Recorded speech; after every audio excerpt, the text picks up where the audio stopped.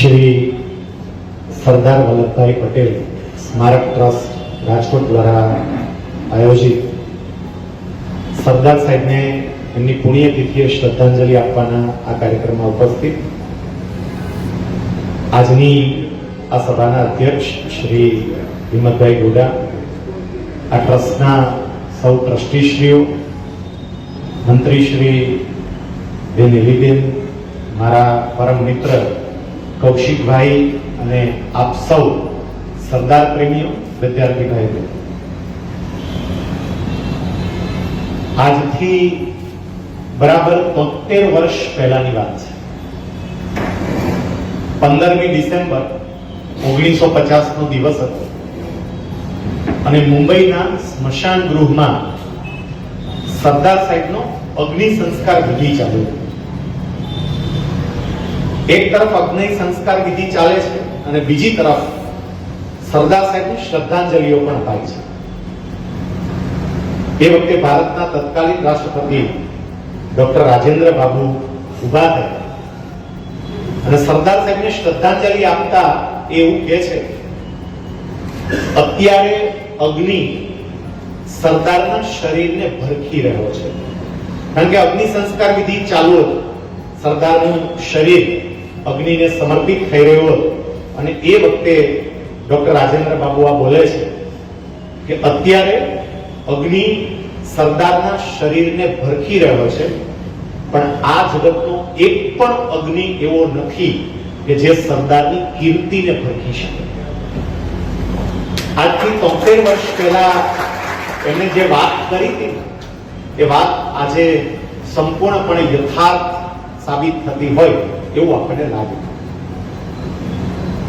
સરદારને આજે પણ આટલા પ્રેમથી યાદ કરવામાં આવે છે કે કારણ કે એ સરદાર અસરદાર સરદાર. 1930 પછીની આ ઘટના છે. યરવડા જેલની અંદર ગાંધીજી, નહેરુજી, સરદાર સાહેબ, બધા રાષ્ટ્રીય કક્ષાના નેતાઓ એક સાથે હતા અને એક વખત સવારના ભાગે આ બધા નેતાઓ ભેગા થઈ અને એક વિષય પર ચર્ચા કરતા. હવે વિષય પાછો એવો હતો કે આપણને જ્યારે આઝાદી મળશે, આપણે સ્વાયત્ત બનીશું અને આપણી પોતાની સરકાર રચાશે, ત્યારે એ સરકારની અંદર કઈ વ્યક્તિને કયું ખાતું આપવામાં આવશે. હવે આમ તમે જોવા જાવ તો કેવો સરસ મજાનો કાલ્પનિક વિષય છે. હતા બધા જેલમાં અને કલ્પના કરે છે કે આપણે આઝાદ થશું, આપણી સરકાર રચીશું, પછી કઈ વ્યક્તિ કઈ જવાબદારી સંભાળશે. એક પછી એક નેતાનું નામ બોલાય અને બાકીના બધા એને કયું ખાતું આપવું જોઈએ એની વાત ચાલે. બાપુનું ધ્યાન ગયું, ગાંધીજીનું ધ્યાન ગયું કે સરદાર શાંતિથી બેઠા બેઠા આ વાત સાંભળે છે. જે ચર્ચા ચાલતી હતી એમાં ભાગ નહોતા લેતા, એક બાજુ શાંતિથી બેઠા હતા. ગાંધીજીનું ધ્યાન ગયું ને એટલે ગાંધીજીએ સરદારની સામે જોઈને એવું કહ્યું, વલ્લભભાઈ તમે કયું ખાતું લેશો? ગાંધીજી હંમેશા એમને વલ્લભભાઈ કહીને બોલાવો, તમે કયું ખાતું લેશો? અને એ વખતે સરદાર જે જવાબ આપે છે એ એનો સાચો પરિચય છે. એ વખતે બાપુની સામે જોઈ અને સરદાર સાહેબ એવું કહે છે કે જ્યારે આપણે આઝાદ થશું, આપણી પોતાની સરકાર રચાશે, એ વખતે હું જીપીઓ અને તુંબડાનું ખાતું લઈશ. જીપીઓ અને તુંબડાનું ખાતું એટલે બીજી રીતે જોવા જઈએ તો એને એમ કહ્યું કે હું સંન્યાસી થઈ જઈશ, હું બધું છોડી દઈશ. સાહેબ આ ખાલી એમને વાત કરી એટલું નહીં, સરદાર પટેલ ખરા અર્થમાં સંન્યાસી હતા. સરદાર એ જ બની શકે જે સંન્યાસી હોય, બાકી સંન્યાસી ન હોય ને કોઈથી સરદાર બને નહીં, કારણ કે એના અંદર સ્વાર્થો આવેલો. આ સરદાર એટલા માટે હતા કારણ કે સંન્યાસી હતા. આપણે ત્યાં સંન્યાસીની વ્યાખ્યા શું આપવામાં આવે કે જે કંચન અને કામિનીનો ત્યાગ કરી શકે તે સંન્યાસી. સરદાર સાહેબમાં બંને તમને જોવા મળતો હતો. એમને કંચનનો પણ ત્યાગ કર્યો હતો, એમને કામિનીનો પણ ત્યાગ કર્યો હતો.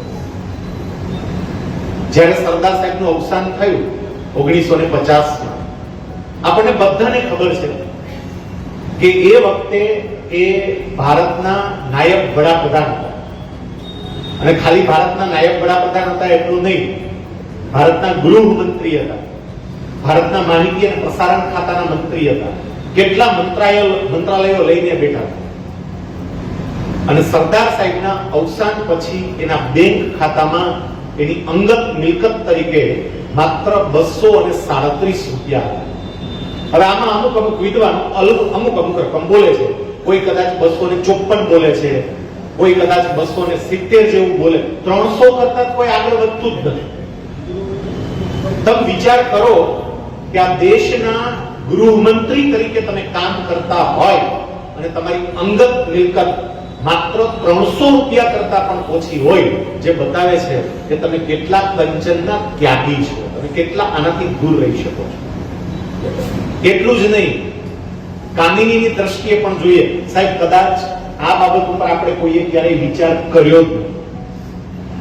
સરદાર સાહેબ જ્યારે વિધુર થયા, એમના પત્ની ઝવેરબા અવસાન પામ્યા, ત્યારે સરદાર સાહેબની ઉંમર 33 વર્ષની હતી, એકદમ યુવાન વય. સાહેબ, આ સમય એવો હતો કે ત્યારે એક પત્ની હયાત હોય ને તોય બીજી પત્ની કરતા, એવો સમય હતો ત્યારે. 33 વર્ષની વયે એ વિધુર થયા અને 75 વર્ષની વયે એ અવસાન પામ્યા.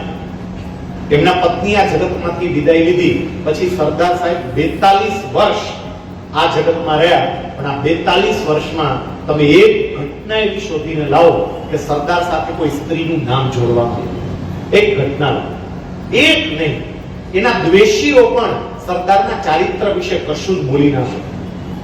આ બતાવે છે કે એમને જે ગાંધીજીને યરોડા જેલમાં વાત કરી હતી, હું ચીપિયો અને તુંબડાનું ખાતું લઈશ, એમને સાબિત કરીને બતાવ્યું. સરદાર કોણ? મેં તમને કહ્યું, જે સાચા અર્થમાં સંન્યાસી હોય તે. આમ તો સરદારની વ્યાખ્યા આપણે કરીએ ને તો સરદારનો મતલબ થાય છે નેતા. સરદાર એટલે નેતા. આજકાલ સરદાર બનવાની બધાને બહુ ઈચ્છાઓ હોય છે, ઘેલછા હોય છે, અભરખા હોય છે. હું તો કૌશિકભાઈ ઘણી વખત પહેલા એન્કરિંગ કરવા માટે જતો એલિબેન, તો કાર્યક્રમમાં એન્કરિંગ કરતો હોય અને કોઈ કહેવાતા નેતા આવે એટલે અમુક દોડીને આપણી પાસે આવે, જલ્દી બોલો, છોટે સરદાર આવ્યા, છોટે સરદાર આવ્યા. મેં હાલે ભાઈ માઈક તું બોલ, છોટે સરદાર આવ્યા હોય. લોકોને સરદાર બનવાના અભરખા બહુ છે, પણ સરદાર એમનેમ નથી બનાતું. સરદાર બનવા માટે સરદારના ગુણોને આત્મસાત કરવા. સમય મર્યાદાને ધ્યાનમાં લઈ આટલી પૂર્વ ભૂમિકા પછી સરદાર બનવા માટે આપણે કયા ગુણો આત્મસાત કરી શકીએ? અહીંયા વિદ્યાર્થી મિત્રો તમે બેઠા, વિદ્યાર્થીઓને મારે કહેવું છે કે સરદાર સાહેબના જીવનમાંથી આપણે શું શીખી શકીએ? સાહેબ, પહેલો ગુણ સરદારનો, નેતાનો, સરદાર એ કહેવાય કે જે દૂરનું જોઈ શકે, દીર્ઘદ્રષ્ટા હોય, વિઝનરી વ્યક્તિ હોય, દૂરનું જોઈ શકતા હોય, એને દૂરનું બધું જ સ્પષ્ટપણે દેખાતું હોય. સરદાર સાહેબ એવું વ્યક્તિત્વ હતું કે જેને દૂરનું બધું જ દેખાતું, એ જોઈ શકતા હતા, સ્પષ્ટપણે જોઈ શકતા હતા. હું તમને એકાદ બે ઘટના કહું, તમને ખબર પડે કે એ કેવા દૂરંદેશી હતા એનો આપણને ખ્યાલ આવે. જ્યારે કાશ્મીરનો પ્રશ્ન ઉપસ્થિત થયો અને જવાહરલાલ નહેરુ સરદાર સાહેબને મળ્યા, બંને વચ્ચે આ વિષય પર ઘણી બધી વાતો થઈ. અને પછી નહેરુજી એવું કહે છે કે સરદાર, મને એવું લાગે છે કે મારે ઓલ ઇન્ડિયા રેડિયો ઉપરથી કાશ્મીરની પ્રજા માટે એક ભાષણ આપવું જોઈએ, એક પ્રવચન કરવું જોઈએ કે જેથી કરીને કાશ્મીરની પ્રજાને સાંત્વના મળે કે ભારત એની સાથે છે, એને કઈ ચિંતા કરવાની જરૂર નથી. તો આવું એક પ્રવચન આપવું જોઈએ, આવું મને લાગે છે. સરદાર સાહેબે કહ્યું કે વડાપ્રધાન તરીકે તમારે પ્રવચન આપવું જ જોઈએ, તમારે બોલવું જ જોઈએ, તમારા વાત કેવી જ જોઈએ. નક્કી થયું કે કાશ્મીરની પ્રજાને Jawaharlal Nehru all India radio પરથી પ્રવચન કરશે. આ નક્કી થયું. સાહેબ, એ વખતે સરદાર પટેલ માહિતી અને પ્રસારણ ખાતાના મંત્રી હતા, એટલે ઓલ ઇન્ડિયા રેડિયો એમના હાથ નીચે આવે. અને આપણી પરંપરા પ્રમાણે જે મહત્વની બાબતો ઓલ ઇન્ડિયા રેડિયો ઉપરથી પ્રસ્તુત થવાની હોય એની એક કોપી માહિતી અને પ્રસારણ ખાતાના મંત્રીને પણ તમારે મોકલવી. એટલે નહેરુજી ભલે વડાપ્રધાન હતા, પણ એ જે વાત કરવાના હતા ને એ વાતની કોપી સિલ્વન કવરની અંદર સરદાર પટેલ સુધી પહોંચે. એ દિવસે સાંજનો સમય, સરદાર પટેલ ઘરે હતા. એ પેલું કવર આવ્યું એટલે એમને કવર ખોલ્યું અને એમાં Jawaharlal Nehru all India radio station પરથી જે વાત કરવાના હતા ને એ આખું પ્રવચન હતું. એમણે વાંચ્યું, પણ એમાં જ્યાં એક જગ્યાએ એવો ઉલ્લેખ આવ્યો કે જ્યાં જવાહરલાલ નહેરુ કાશ્મીરની પ્રજાને સાંત્વના આપતા એવું પણ બોલે છે કે જરૂર પડશે તો આપણે યુનોની મધ્યસ્થી કરશું અને આ પ્રશ્ન યુનોની સામે મૂકીશું. આટલું જ્યાં આવ્યું ને, સરદાર સાહેબ ઘરે હતા, પોતાની દીકરી મણીબેનને તરત જ એવું કહે છે કે મણી, આ જવાહર ખોટું કરવા જેવું. આ મને બરોબર દેખાતું નથી. જો યુનોની અંદર ગયા તો આપણે સાચા સાબિત છીએ, બધું જ આપણી ઉપર જવાબદારી આવશે. અને એવું કરાય નહીં. હું એડવોકેટ છું, મને ખબર છે આ ખોટું થઈ ગયું છે. તે તરત જ એમના સેક્રેટરી વી શંકર એ વખતે હતા, હાજર હતા. વી શંકરે કહ્યું, શંકર અત્યારે ને અત્યારે જવાહરની ઘરે ફોન લગાડો. ફોન લગાડ્યો તો જવાહરલાલજી પ્રવચન કરવા માટે નીકળી ગયા. હવે તો પ્રવચન કરવા માટે નીકળી ગયા છે, ત્યારે તો મોબાઈલ હતો નહીં, સંપર્ક કેવી રીતે કરવો? ઓલ ઇન્ડિયા રેડિયો સ્ટેશન સંપર્ક થઈ શકે. પ્રયત્ન કર્યો, કોઈ રીતે સંપર્ક થાય નહીં. તમે જોજો ખાલી એક વાક્ય માટે કેટલું કરે છે. આ દુરંદેશી એની કહેવાય. એમણે વી શંકરને એવું કહ્યું, શંકર અત્યારે મારી ગાડી લઈને તમે નીકળો ફટાફટ, અને જવાહરને આ વાક્ય બોલતા અટકાવવાના છે. વી શંકર કે એ મારી વાત થોડી માને, એ તો વડાપ્રધાન, મારી યાર તમે વાત કરાવજો, તમે અત્યારે ને અત્યારે જાઓ, નીકળો. એમને વી શંકરને મોકલ્યા, પણ સાંજનો સમય હતો, દિલ્હીનો ટ્રાફિક હતો, અને વી શંકર ત્યાં પહોંચે એ પહેલા જવાહરલાલજીનું પ્રવચન ઓલ ઇન્ડિયા રેડિયો સ્ટેશન પરથી ચાલુ થઈ ગયું. સરદાર સાહેબ ઘરે બેઠા બેઠા પ્રવચન સાંભળતા હતા, અને એમાં જ્યારે આ કાશ્મીરને યુનો સમક્ષ લઈ જવાની વાત આવી અને બોલ્યા, એ વખતે સરદાર સાહેબ જે બોલે છે એની દુરંદેશી આપણને અહીંયા દેખાય કે સરદાર સાહેબ એ વખતે પોતાના દીકરી મણીબેનને એવું કહે છે કે મણી, આ જવાહરે આ વાક્ય બોલીને બહુ જ મોટી ભૂલ કરી છે. એના શબ્દો સમજો. એવું કહે છે મણીબેનને શુદ્ધ ગુજરાતી ભાષાની અંદર વાત કરતા એવું કહે છે કે આ જવાહર ઊનો ઊનો કરે છે પણ ટાઢો થઈ જવાનો છે. એના શબ્દો ઊનો ઊનો કરે છે પણ ટાઢો થઈ જવાનો છે. અને એના આ શબ્દોને કારણે એ પોતે પસ્તાશે અને દેશ રડશે. તમને આ બંને દેખાય કે જવાહરલાલ નહેરુજીને પણ પાછળથી પસ્તાવો થયો અને દેશ હજી હવે થોડું ઘણો ફેરફાર થયો, બાકી બહુ રડ્યો દેશ એ પ્રશ્નને કારણે. આ દુરંદેશી તમે જુઓ કે કેટલું દૂરનું જોઈ શકતા. સાહેબ, આ જ કાશ્મીરને લગતી એક બાબત, એનાથી પણ આપણે લગભગ અજાણ છીએ. દેશને આઝાદી મળી, વર્ષોથી આપણું જે સપનું હતું એ સપનું સાકાર થયું. આખો દેશ આઝાદીના ઉત્સવમાં ગરકાવ હતો. એ વખતે સરદાર સાહેબ આઝાદીના બરાબર 2 દિવસ બાદ 17મી ઓગસ્ટ 1947 ના રોજ પોતાની ઓફિસમાં બેઠા છે. બાકી બધા દેશમાં અલગ અલગ જગ્યાએ આઝાદીના ઉત્સવો ચાલે છે, નેતાઓ એમાં ભાગ લેવા ગયા છે, પણ સરદાર સાહેબ પોતાની ઓફિસમાં બેઠા છે. અને એની ઓફિસમાં બેઠા બેઠા એક રિપોર્ટની રાહ જોવે છે. એ વારે વારે પોતાના સેક્રેટરી વીપી મેનનને વારે વારે એવું કે મેનન રિપોર્ટ આવ્યો, મેનન રિપોર્ટ આવ્યો. એ કયા રિપોર્ટની રાહ જોઈને બેઠા હતા? એ રિપોર્ટ હતો રેડક્લિફ રિપોર્ટ. રેડક્લિફ રિપોર્ટ એટલે ભારત અને પાકિસ્તાન એના જે ભાગલા થયા, ભાગલા તો કરી દીધા, પણ ભાગલા કર્યા પછી તમારે બોર્ડર નક્કી કરવી પડે, તમારે સીમા નક્કી કરવી પડે કે સીમા કઈ. એ નક્કી કરવા માટે રેડક્લિફની આગેવાની નીચે આખી કમિટી બનાવવામાં આવી અને એનો રિપોર્ટ આવવાનો હતો. એની રાહ જોઈને સરદાર સાહેબ બેઠા. જેટલા વિદ્યાર્થીઓ અહીંયા અભ્યાસ કરે છે, જનરલ નોલેજની રીતે તમને ખબર હશે કે ભારત અને પાકિસ્તાન વચ્ચેની જે બોર્ડર છે ને રેડક્લિફ લાઈન તરીકે આપણે ઓળખીએ છીએ, કારણ કે એ કમિટીએ આ રિપોર્ટ આપ્યો. જેવો રિપોર્ટ આવ્યો, મેનને સમાચાર આપ્યા કે સરદાર સાહેબ રિપોર્ટ આવી ગયો, એટલે તરત જ સરદાર સાહેબે કીધું ફટાફટ રિપોર્ટમાં જુઓ અને મને કહો કે ગુરુદાસપુર જિલ્લો કેનામાં આવે છે. ફટાફટ જુઓ અને કહો કે ગુરુદાસપુર જિલ્લો પાકિસ્તાનમાં ગયો છે કે આપણને મળે છે, એ ચેક કરીને કહો. વીપી મેનને ચાલુ કર્યું જોવાનું, પણ વીપી મેનન એવું કહે છે, મને મનમાં એવું થતું હતું કે ગુરુદાસપુર જિલ્લો એટલે પંજાબનો એક નાનો એવો જિલ્લો છે. હવે એ કદાચ આપણામાં આવે, કદાચ પાકિસ્તાનમાં જાય, એનાથી ફેર શું પડે? પણ એમણે જોયું અને જોઈને કહ્યું કે સરદાર સાહેબ, ગુરુદાસપુર જિલ્લો ભારતમાં આવે છે. આટલી વાત કરીને એટલે સરદાર સાહેબ તરત જ બોલ્યા, તો આપણે અડધો જંગ તો એમ જ જીતી. વીપી મેનન એવું થયું, આ શું બોલે છે કે ખબર પડતી નથી. એમને કહ્યું, સરદાર સાહેબ તમે આવું કેમ કહો છો કે આપણે અડધો જંગ એમને જીતી ગયા? એ વખતે સરદાર સ્પષ્ટતા કરતા એવું કહે છે કે કાશ્મીર જવાનો એક રસ્તો ગુરુદાસપુર જિલ્લામાંથી પસાર થાય છે અને મને કાશ્મીરના એંધાણ સારા દેખાતા નથી, એટલે વ્યૂહાત્મક રીતે એ રસ્તો આપણામાં આવે એ બહુ જરૂરી છે. અને ત્યાં ને ત્યાં બેઠા બેઠા એવું કહે છે કે અત્યારે ને અત્યારે પંજાબના મુખ્યમંત્રી ભાર્ગવને ફોન લગાડો અને મારી એમની સાથે વાત કરાવો. પંજાબના મુખ્યમંત્રીને ફોન લગાડ્યો અને સરદાર સાહેબ એને સૂચના આપતા એવું કહે છે કે જુઓ ભાર્ગવ, ગુરુદાસપુર જિલ્લો હવે આપણામાં આવી ગયો છે અને ગુરુદાસપુર જિલ્લામાંથી કાશ્મીર તરફ એક રસ્તો જાય છે. તમે અત્યારે તાત્કાલિકપણે રસ્તાનો સર્વે કરાવો કે રસ્તાની હાલત કેવી છે અને એ રસ્તા ઉપરથી યુદ્ધ ટેન્કને લઈ જવી હોય તો જાય કે કેમ એ મારે જાણવું છે. અને જો યુદ્ધ ટેન્ક જઈ શકે તેમ ન હોય તો યુદ્ધ ટેન્ક જઈ શકે એવો સમારકામ કરવા માટે કેટલો ખર્ચો જોઈએ એનો અંદાજ પણ મને તાત્કાલિકપણે આપો.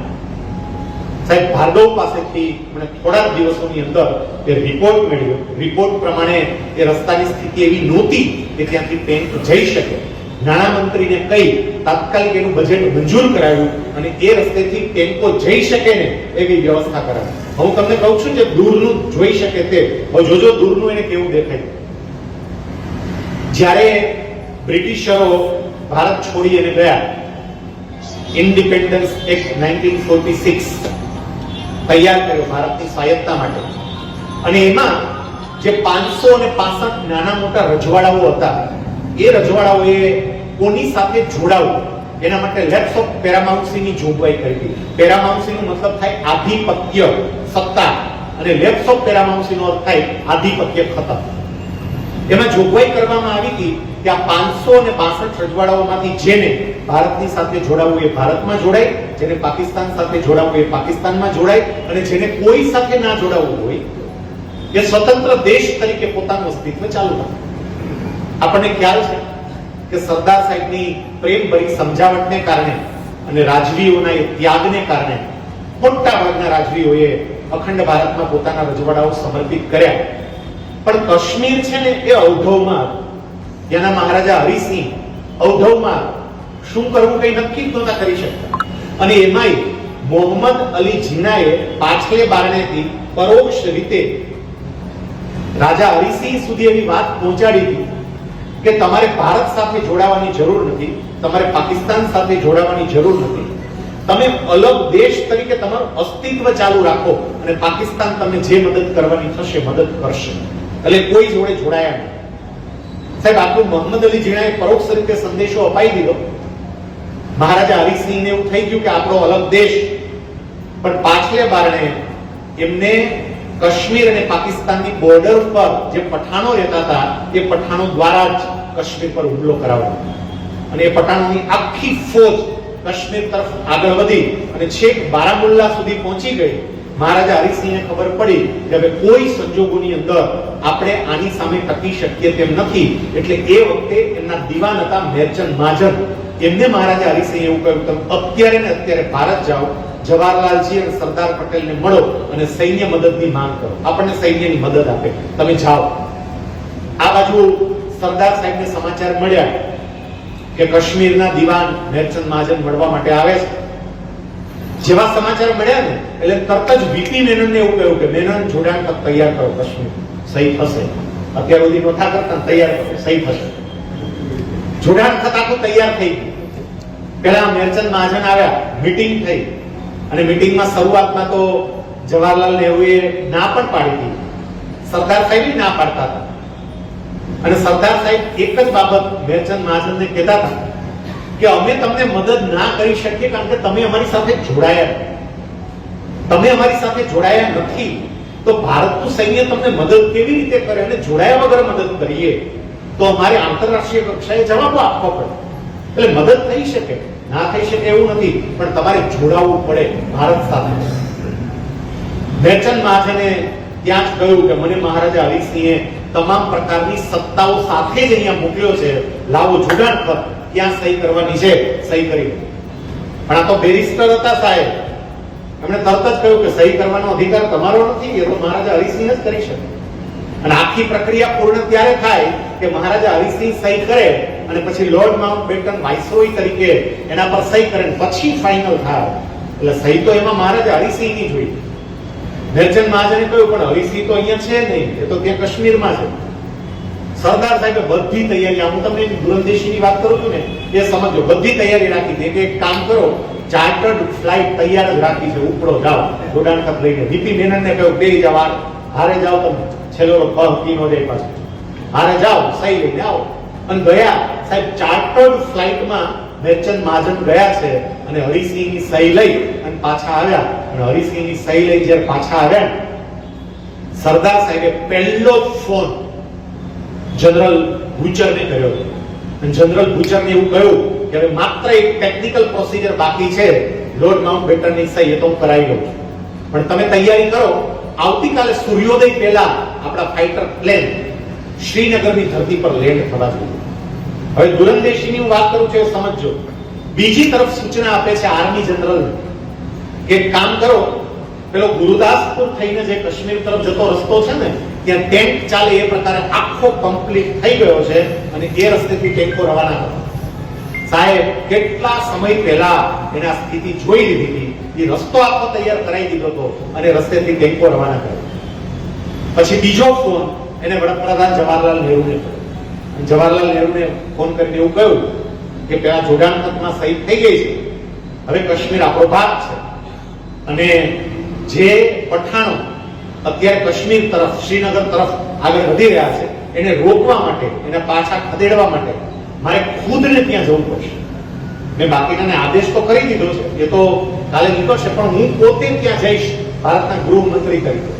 અને એ વખતે જવાહરલાલ નહેરુ ચિંતા વ્યક્ત કરે છે. કેટલાક લોકો છે ને જવાહર અને સરદાર વચ્ચેના સંબંધોને વિચિત્ર પણ ચિતરે છે. હા, કેટલાક મતભેદો હોઈ શકે અને હતા પણ ખરા, પણ એ બંને વચ્ચે મૈત્રી પણ એક અલગ પ્રકારની મૈત્રી જે ઘણા જોઈ ન શકે. એ વખતે જવાહરલાલજીને ચિંતા થઈ કે સરદારનું શું થશે, એટલે એમણે તરત જ કહ્યું કે ત્યાં તમારે જવાનું નથી, તમે ભારતના ગૃહમંત્રી છો અને તમારી સલામતી જરૂરી છે. જ્યારે જવાહરલાલજી આવું બોલે ને, સરદાર સાહેબે તરત એવું કહ્યું કે દેશને માટે આવી આફત આવીને ઊભી હોય ત્યારે ગૃહમંત્રી તરીકે હું કાર્યાલયમાં બેસી ના શકું, મારે ત્યાં જવું જ પડશે સૈનિકોના જુસ્સા માટે.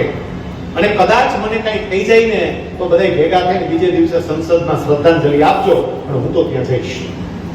જવાહરલાલ ફરીથી કહે છે હું તમને વડાપ્રધાન તરીકે અનુમતિ આપતો નથી. અને સામે સરદારનો જવાબ જોજો, સરદારે એવું કહ્યું તમારી અનુમતિ મેળવવા માટે ફોન કર્યો જ નથી, તમને જાણકારી આપવા માટે ફોન કર્યો. ગૃહમંત્રી હું છું, એ નિર્ણય હું લઈશ. વિચાર કરો તમે એની દૂરની દ્રષ્ટિ કેવી હતી, એ દૂરનું કેટલું જોઈ શકતા. સાહેબ બીજું, સરદાર એટલે જે લોકોની અંદર એક ચેતના જગાવી શકે, તે નેતા એ જે ચેતના જગાવી શકે. બારડોલીના સત્યાગ્રહ વખતે બારડોલીના ખેડૂતોમાં સરદાર સાહેબે જે ચેતના જગાવી છે ને સાહેબ, અને એમાં બારડોલીના સત્યાગ્રહને કૌશિકભાઈ બીજા એંગલથી જોવાનો પ્રયત્ન કર્યો જ નથી. બારડોલીનો સત્યાગ્રહ એટલે સ્ત્રી સશક્તિકરણનું ઉત્કૃષ્ટ ઉદાહરણ. આખો સત્યાગ્રહ સફળ ગયો હોય ને તો સ્ત્રી સશક્તિકરણને કારણે છે. એ જોયું જ નથી કોઈ લોકોએ. અને સરદાર સાહેબે એ ગ્રામ્ય વિસ્તારની સ્ત્રીઓની અંદર જે અસ્મિતા ભરી હતી, જે જુસ્સો ભર્યો હતો વાતો કરી કરીને. નહીતર સ્ત્રી છે ને બહુ ઢીલી હોય. હું તમને ખાલી એક ઉદાહરણ આપું, તમને ખબર પડે કે સરદાર સાહેબે કેવો જુસ્સો ભર્યો હશે.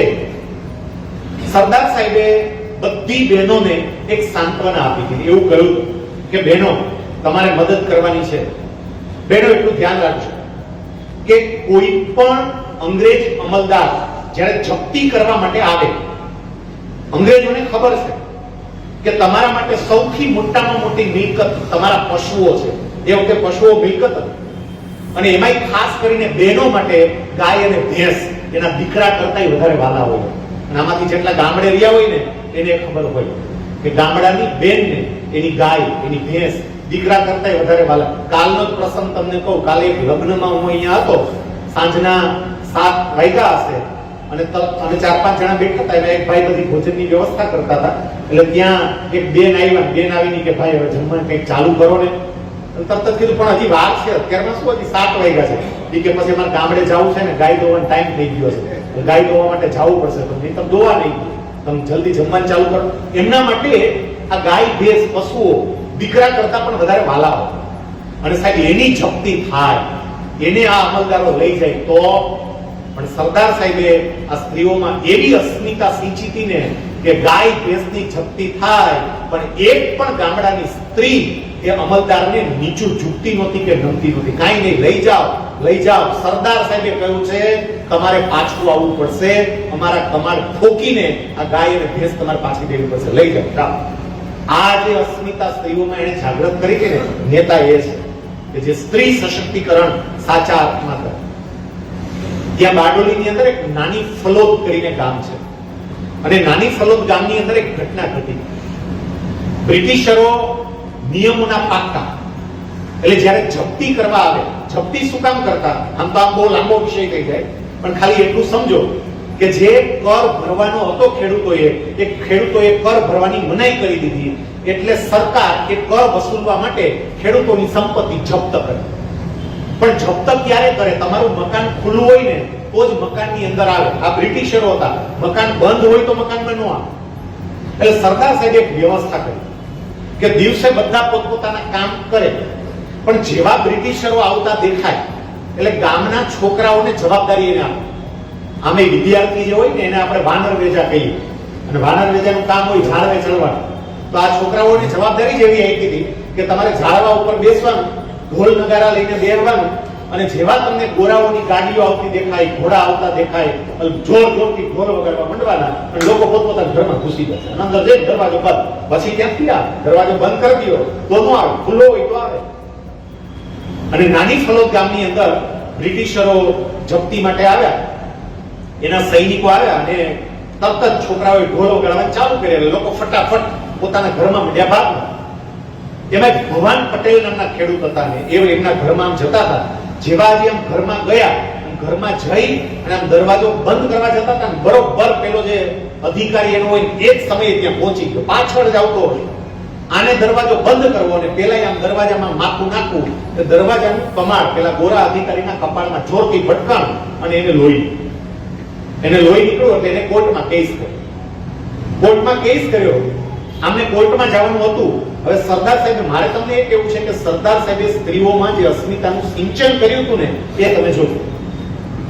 એમને કોર્ટમાં જવાનું હતું એટલે ભોવાન પટેલની ઘરવાળી, એ ભોવાન પટેલને જે દિવસે કોર્ટની મુદત હતી, કોર્ટમાં હાજર થવાનું હતું, એ દિવસે પોતાની પાસે બેસાડીને એવું કહે છે, જોજો તમારે કોર્ટમાં જવાનું છે અને કોર્ટ તમને ઓલા ગોરા અમલદારની માફી માંગવાનું કહેશે, પણ માફી માંગતા નહીં. કારણ કે જો તમે માફી માંગશો ને તો મારા સરદારની દાદ જશે.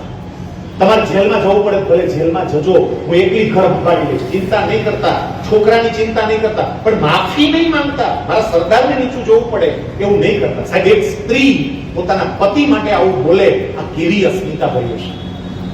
અને પછી જ્યારે જવાનું થયું ને તો એ બેન પોતાના પતિને લઈને પેલા બારડોલી સ્વરાજ આશ્રમમાં સરદાર સાહેબને પગે લગાડ્યો પોતાના પતિને. પણ સરદાર સાહેબે કહ્યું, આશીર્વાદ આપો, ઢીલા ન પડે. નકર હજી આ ઢીલા પડે કદાચ, પણ તમે આશીર્વાદ આપો, ઢીલા ન પડે. તમારી આબરૂ ન જાય ને એનું મારે ધ્યાન રાખવું. ત્યાંથી કોર્ટમાં જજે કહ્યું કે માફી માંગી લો. એ વખતે આ બેને જે એમના પતિને કહ્યું હતું એમને ના પાડી દીધી, માફી નહીં માંગુ. સાહેબ, આવા નાના ગુના બદલ કોર્ટે ભુવાન પટેલને 6 મહિનાની કેદની સજા કરી. 6 મહિના. ત્યાંથી સીધું પોલીસે એની ધરપકડ કરી, પોલીસ એને લઈ ગઈ.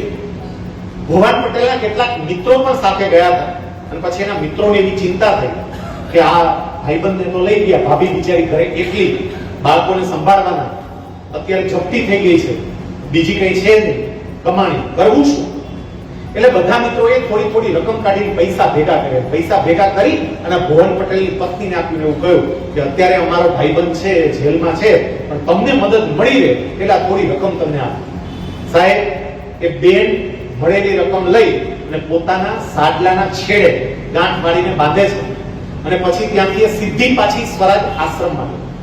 સરદાર સાહેબને મળી અને પેલા રૂપિયા છેડી પેલો જે બાંધેલા હતા સાડલાના છેડે એ ખોલી રૂપિયા પોતાના હાથમાં લઈ અને સરદાર સાહેબની પાસે મૂકતા એમણે એવું કહ્યું કે આ રકમ હું તમને જે આંદોલન ચાલી રહ્યું છે એ આંદોલનમાં મદદ રૂપે આપું છું. મારે કાંઈ જરૂર નથી, મારું તો ઘણું થઈ રહેશે, પણ તમે અમારા બધા માટે અહીંયા આવ્યા છો ને એટલે મારા તરફથી હું તમને આ મદદ આપું. તમે વિચાર કરો કે એને કેવી અસ્મિતા એનામાં ભરી. સાહેબ, સરદાર એટલે જે બીજાને જાગૃત કરી શકે, બીજાનામાં અસ્મિતા ભરી શકે. સરદાર એટલે પોતાની હાથ નીચેની વ્યક્તિઓનું જે ધ્યાન રાખી શકે. અત્યારે સરદાર તો ઘણા થવું હોય, નેતા ઘણા થવું હોય, પણ માત્ર પોતે ને પોતે એવા નેતાઓ જોયા છે કે સફળતા મળે તો હાર પહેરવા માટે પોતે પહોંચી જાય, અને નિષ્ફળતા મળે તો નીચેના કાર્યકરોને આગળ ધરી દે. સરદાર સાહેબ એવા નહોતા. સરદાર સાહેબ હંમેશા પોતાના સામાન્યમાં સામાન્ય કાર્યકરનું ધ્યાન રાખતા. સાહેબ, ધોળકાની અંદર કોંગ્રેસનો એક સામાન્ય કાર્યકર એને ટીબી થયો અને એ કાર્યકરે સરદાર સાહેબને પત્ર લખ્યો. સરદાર સાહેબ પાસે બહુ મોટી જવાબદારી હતી સમગ્ર ભારતની. એ વખતે ધોળકાના આ કાર્યકરનો એક પત્ર આવ્યો, એક ટપાલ આવી, અને એમાં એને એવું લખ્યું હતું કે મને ટીબી થયો છે, મારા પરિવારનું ભરણ પોષણ કરનારો એકમાત્ર હું છું, મેં કોંગ્રેસના કાર્યકર તરીકે ઘણું કામ કર્યું છે, પણ મારી પરિસ્થિતિ એવી નથી કે હું યોગ્ય સારવાર કરાવી શકું. એટલે આ પત્ર દ્વારા હું આપને એટલી વિનંતી કરું છું કે મને જવાબદારીમાંથી મુક્ત કરવા માટે આપ યોગ્ય વ્યવસ્થા કરશો. સાહેબ, આ પત્ર વાંચો. જવાબદારીમાંથી મુક્ત કરવાની વાત હતી. કોઈ બીજો નેતા હોય કે હાલો ભાઈ કે કામનું નથી, જવા દો, હાલો મૂકો પડતો. પણ સાહેબ, આ સરદાર સાહેબ એમણે પોતાના સેક્રેટરીને તરત જ કહ્યું કે કામ કરો. ધોળકાની અંદર લાલાભાઈ કરીને આપણા કાર્યકર છે એને પત્ર લખ્યો. સરદાર સાહેબ પત્ર લખાવે.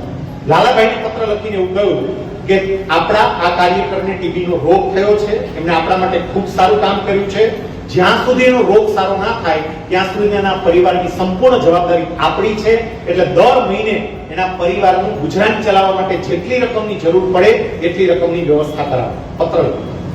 સાહેબ, એમને બીજો પત્ર પેલા કાર્યકરને લખાવડાવ્યો અને એમાં એવું લખ્યું કે કોઈ ચિંતા નહીં કરતા, તમારા ઘરની તમામ પ્રકારની વ્યવસ્થા થઈ ગઈ છે, તમે અત્યાર સુધી આ દેશ માટે, આ પક્ષ માટે કામ કર્યું છે, હવે અમારી જવાબદારી છે, અમે અમારી જવાબદારી નિભાવશું. તમારી સારવાર માટે મુંબઈમાં ડોક્ટર ભાસ્કરભાઈને મેં પત્ર લખી દીધો છે અને તમે ત્યાં જાઓ, તમારી સારવાર થશે. અને ત્રીજો પત્ર એને ડોક્ટર ભાસ્કર પટેલને મુંબઈમાં લખાવડાવ્યો અને એવું લખ્યું કે ધોળકાના એક કાર્યકરને હું સારવાર માટે મોકલું છું, એની પૂરી સારવાર કરજો, એનું ધ્યાન રાખજો, તમામ પ્રકારની દવા, તમામ પ્રકારની ખાધા ખોરાકી જે કંઈ પણ જરૂર પડે એની બધી વ્યવસ્થા તમારે કરવાની છે અને એનો કોઈ ચાર્જ લેવાનો નથી. જરા કલ્પના કરો, એક સાવ સામાન્ય કાર્યકર, પણ સાવ સામાન્ય કાર્યકરને એને કેટલું મહત્વ આપે. સાહેબ, એ જ પ્રમાણે જ્યારે ગામડાઓની અંદર સરદાર સાહેબ બધે વિચરણ માટે નીકળેલા હતા, ગામડાઓમાં જ રાત રોકાવાની થતી. એમની સાથે સેક્રેટરી તરીકે વખતે બી શંકર હતા અને પહેલી રાત પૂરી થઈ, બીજા દિવસે બી શંકર સરદાર સાહેબને મળવા માટે આવ્યા. સરદાર સાહેબે સામે જોયું, એકદમ લાલચોળ આંખો. સરદાર સાહેબે કહ્યું કે ઊંઘ નથી આવી કે શું આ તમારું આખો? એ કે હા એવું જ છે. કેમ, શું થયું? તો કે મચ્છરોનો બહુ ત્રાસ. કેમ, મચ્છરદાની બાંધી લેવાય ને? કે મચ્છરદાની હતી જ નહીં, તપાસ કરી પણ મળતી નહોતી. સરદાર સાહેબ કે વાંધો નહીં. સાહેબ, એ આખો દિવસ કામમાં, બધાને મળવામાં, આજુબાજુના ગામોમાં પૂરો થયો. ફરી પાછા રાત્રે, કારણ કે 3 દિવસ ત્યાં રોકાવાનું હતું, રાત્રે આવ્યા, બધું કામ પૂરું કરી વી શંકર જ્યારે સુવા માટે ગયા ને તો એની પથારી પર મચ્છરદાની આવી ગઈ. તો વી શંકરને તરત વિચાર આવ્યો કે મચ્છરદાની આવી કેવી રીતે? મચ્છરદાની મેં તો તપાસ કરી ત્યારે હતી નહીં, અહીંથી તાત્કાલિકપણે આવી એમ નથી, કારણ કે આપણે અંતરિયાળ ગામડામાં છીએ. એને મનમાં વિચાર આવ્યો કે સરદાર સાહેબ પાસે જે મચ્છરદાની હતી, એની જે વ્યવસ્થા કરી હતી એ મને તો નહીં આપી દીધી હોય ને. એટલે ફટાફટ ઉભા થઈ અને સરદાર સાહેબ જ્યાં સૂતા હતા ત્યાં જોવા માટે ગયા અને સરદાર પાસે મચ્છરદાની હતી જ નહીં. એ મચ્છરદાની સરદારે વી શંકરને આપી. મચ્છરદાની આમે તરત જ કહ્યું કે આ મચ્છરદાની તમે લઈ લો, તમે સરદાર છો, નેતા છો. અને સરદાર સાહેબ એવું કહે છે કે જો ભાઈ કામ કરીએ છીએ તો જાગવાના વારા હોય, કાલ તું જાગ્યો, ભાઈ હું જાગી ગયો, આપણે જાગી નહીં ને એક દિવસ. વિચાર કરો પોતાના સામાન્ય કાર્યકરનું કે કેટલું ધ્યાન રાખે છે. સાહેબ, સરદાર એ જે ગમે એટલી ઊંચાઈએ ગયા પછી પણ સામાન્યમાં સામાન્ય માણસને યાદ રાખે. ઘણી વખત એવું બને, તમે જોજો, આપણે ઊંચાઈ જેમ જેમ પ્રાપ્ત થતી જાય ને એમ નીચેના સામાન્ય માણસો છૂટતા જાય, પછી ખાલી ઉપરના લેવલના વ્યક્તિ હોય એની સાથેના જ સંબંધો હોય. સરદાર સાહેબે ઉપર ગયા પછી પણ સામાન્યમાં સામાન્ય માણસને સાચવ્યા છે. સરદાર સાહેબ ભારતના ગૃહમંત્રી તરીકે કામ કરતા હતા. દિલ્હીમાંથી એમની ગાડી પસાર થતી હતી, ગાડીના કાચમાંથી બહાર જોતા હતા અને એક ચહેરો એને દેખાણો જે જાણીતો લાગ્યો. ડ્રાઈવરને તરત સૂચના આપી કે કાર ઉભી રહે. ગાડી ઉભી રહી. પેલી વ્યક્તિ ચાલતી ચાલતી ગાડી સુધી પહોંચી. સરદાર સાહેબે ગાડીનો કાચ નીચે ઉતાર્યો, રાડ પાડી. એ વ્યક્તિ નજીક બોલાવી. વ્યક્તિ નજીક આવી સરદાર સાહેબને જોઈને એકદમ આમ કહેવાય ને જેમ ભાવવાળી, એટલા પેલા લાગણીશીલ થઈ ગયા. અને સરદાર સાહેબ તમે, અને તમે મને ઓળખી ગયા? સરદાર સાહેબ કે તમે કેવી રીતે ભૂલાય? આ રસ્તા પર ચાલીને જતી વ્યક્તિ, એટલે સરદાર સાહેબે જ્યારે બારડોલીની અંદર સત્યાગ્રહ ચાલુ કર્યો ત્યારે બારડોલીની પોસ્ટ ઓફિસમાં પોસ્ટ માસ્ટર તરીકે કામ કરનારી વ્યક્તિ સાહેબ 1928 અને આ 1948 આટલા વર્ષો પછી પણ સરદારને એક સામાન્ય પોસ્ટ માસ્ટર પણ યાદ હતા કે આ પોસ્ટ માસ્ટરે આપણને તે વખતે મદદ કરી હતી. પછી પૂછ્યું શું છે, કેમ દિલ્હીમાં આટા મારો છો? એ કે ફરવા આવ્યો છો. ત્યાં રોકાણા છો હોટલમાં. સરદાર સાહેબે કીધું મને ખબર છે તમને બહુ હોટલ પોહાય એવી નથી, તમારી સ્થિતિની મને ખબર છે, નિષ્ઠાની મને ખબર છે, આ હોટલ તમને પોસાય એમ નથી. એક કામ કરો, મારા બંગલે રહેવા માટે આવી જજો. એક ઔરંગઝેબ આપણો બંગલો છે, સાંજે ત્યાં આવજો, સાંજે સાથે જમીએ છીએ. પેલા પોસ્ટ માસ્ટરે કહ્યું કે આપ ભારતના ગૃહમંત્રી છો, હું આપને ત્યાં કેવી રીતે આવી? કશું બોલવાનું નથી, સાંજે આપણે મળીએ છીએ, તમારો સામાન લઈ હોટલ ખાલી કરો, સાંજે ત્યાં. સાહેબ બીજા દિવસે, એટલે એ દિવસે સાંજે સરદાર સાહેબ એમને મળ્યા. બીજા દિવસે સવારે સરદાર સાહેબ એમની જોડે બેસીને વાતો કરતા કે અત્યારે તમારું પોસ્ટિંગ ક્યાં છે? એને કહ્યું બનાસકાંઠાની અંદર ભારત અને પાકિસ્તાનની બોર્ડર પાસેનું ગામડું છે, ત્યાં મારું પોસ્ટિંગ છે. અને પછી એમણે વાતમાં એક વાત કહી દીધી કે સરદાર સાહેબ મારું ત્યાં પોસ્ટિંગ છે, પણ ભારત અને પાકિસ્તાન વચ્ચેની બોર્ડર છે ત્યાં કોઈ ચોકી જ નથી, ચોકી જ નથી, અવરજવર બહુ હેલી છે. આટલી ખાલી સામાન્ય વાત થઈ ગઈ. 2 દિવસ રોકાયા પછી તો પોતાની બધી ટૂર પૂરી કરી અને પોસ્ટ માસ્ટર જ્યારે બનાસકાંઠા પાછા આવ્યા, પોતાની ફરજ પર હાજર થયા. ભારત અને પાકિસ્તાન વચ્ચે પોલીસ થાણા નખાઈ ગયા હતા, ત્યાં ચોકીઓ પણ આવી ગઈ. એક સામાન્ય માણસ એને કેટલો સાચવવાનો? સાહેબ તમારું મસ્તક આકાશે હોય પણ તમારા પગ ધરતી પર રહે ને, એ સરદારમાં એ હતું કે મસ્તક આકાશ છે પણ પગ ધરતી. સરદાર એટલે એ જે માફ કરી શકે. આપણે પૂરું કરવાનો પ્રયત્ન કરીએ કારણ કે સમય પાછો ચાલતો જાય છે. આમાં તો વાતો કરીએ તો હેલા જ કરે, હેલા છે. સરદાર એટલે જે માફ કરી શકે, માફ કરી શકે. સાહેબ એટલું વિશાળ હૃદય, એટલું વિશાળ હૃદય.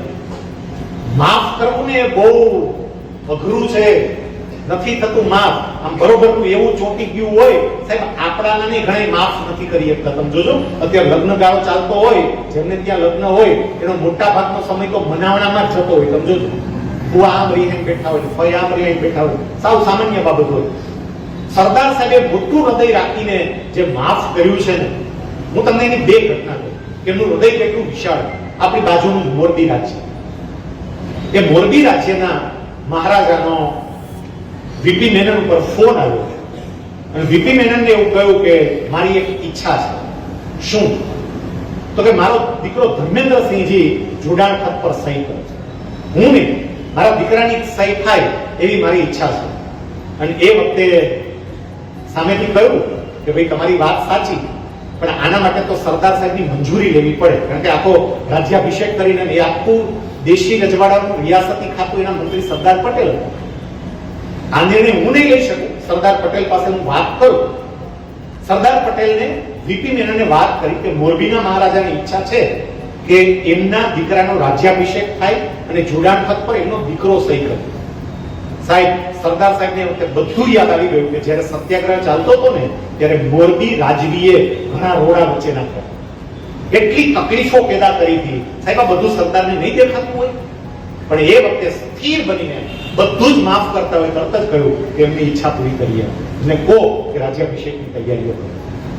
વિચાર કરજો તમે, આ માફ કરવું બહુ મુશ્કેલ છે, સરદાર સાહેબે કર્યું.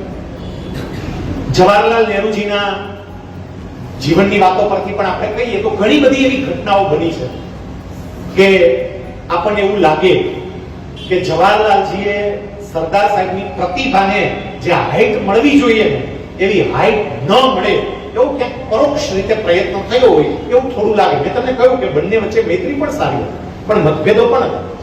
એવી ઘણી બધી ઘટનાઓ છે જેમાં આપણે પડવું નથી. પણ મારે તમને યાદ કરાવવો છે 12મી ડિસેમ્બર 1950 નો દિવસ, સરદાર સાહેબના અવસાનના 3 દિવસ પહેલાનો દિવસ. એ દિલ્હીમાં હતા, એમને બીજા દિવસે ત્યાંથી મુંબઈમાં લાવવાના હતા. એટલે મોટા મોટા નેતાઓ સરદાર સાહેબને મળવા માટે આવતા હતા, અને મોટા મોટા નેતાઓ જ્યારે સરદાર સાહેબને મળવા આવતા હતા ને સરદાર સાહેબ એકદમ સૂતા હતા, બધાની સામે ખાલી જોવે, સ્માઈલ આપે, કઈ લાંબુ બોલે નહીં, ચર્ચા ના કરે. એમાં એનવી ગાડગીલ મળવા માટે આવ્યા. એનવી ગાડગીલ એટલે કદાચ તમને ખબર હોય તો આપણા ભારતના પ્રથમ પ્રધાનમંડળના ઉર્જા મંત્રી હતા, પાવર મિનિસ્ટર. અને સરદાર સાહેબ સાથે એમને બહુ સારો સંબંધ, એટલે મળવા માટે આવ્યા. સામાન્ય રીતે બધા નેતાઓને સરદાર સાહેબ દૂરથી પોતાના ચહેરા દ્વારા કેમ છો આ તેમ ખાલી વાત કરી લેતા હતા. પણ જેવા ગાડગીલને જોયા ને એટલે ઈશારો કરીને ગાડગીલને પોતાની પાસે બોલ્યો. ગાડગીલ નજીક આવ્યો. સાહેબ 12મી ડિસેમ્બર તમારે જોવું હોય તો જોજો, ગાડગીલનું રાજીનામું છે. 12મી ડિસેમ્બરે મંત્રી તરીકે એમને બધું છોડી દીધું, એટલે પોતાની બાજુમાં બોલાવ્યું. પોતાની બાજુમાં બોલાવી બેસાઈ. અને પછી ગાડગીલને એવું કહે છે કે ગાડગીલ, મને એંધાણ સારા લાગતા નથી, હવે હું કદાચ લાંબુ ટકીશ. અને પછી સરદાર સાહેબ એવું કહે છે, મારી એક ઈચ્છા છે એ તમારે પૂરી કરવાની છે. ગાડગીલને શું ઈચ્છા છે? આદેશ આપો કે એમ તમને વચન આપો. ગાડગીલ સામે સરદારને એવું કહે છે કે આપણે એવા સંબંધો છે કે તમારે મારી પાસે વચન લેવું પડે. સરદાર કે તમને વચન આપો કે હું તમને જે કહીશ એ તમે કરશો. અને એ વખતે ગાડગીલ સરદાર સાહેબનો હાથ પોતાના હાથમાં પકડીને એવું કહે છે, જાઓ, મારા બાપ તમને વચન આપ્યું કે તમે જેમ કહેશો એમ હું કહીશ. એ વખતે સરદાર સાહેબ એવું કહે છે કે હું લાંબુ ટકું એવું મને લાગતું નથી, અને હું જતો રહીશ પછી જવાહર એકલો થઈ જશે. અને મને વચન આપો કે તમે કોઈ જવાહરને એકલો નહીં છોડો, જવાહરની સાથે એકલો નહીં છોડો, મને વચન આપો.